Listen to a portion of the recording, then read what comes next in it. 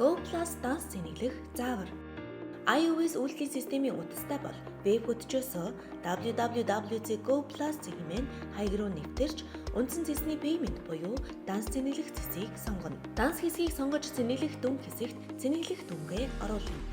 Та мобайл банк, банкны карт, цэнэглэгч карт, Skytel дугаар, урамшуулалт гэсэн төлбөрийн боломжуудаа сонгон дансаа цэнэглэнэ. Та Android үйлдвэрлэлийн системийн утастай бол Go Plus аппликейшны үндсэн цэсээс данс цэнэглэх цэсийг сонгоно. Данс хэсгийг сонгож цэнэглэх дүн хэсэгт цэнэглэх дүнгээ оруулна. Та мобайл банк, банкны карт, цэнэглэгч карт, Skytel дугаар, урамшуулалт гэсэн төлбөрийн боломжуудаа сонгон дансаа цэнэглэнэ. Хэрхэн веб хөтчөөс дансаа цэнэглэх вэ? Та өөрийн бүртгэлээр нэвтэрч үндсэн цэсний данс цэнэглэх цэсийг сонгоно.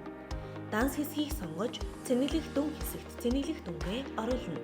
Та мобайл банк, банкны карт, цэнэглэгч карт, Skytel дугаар,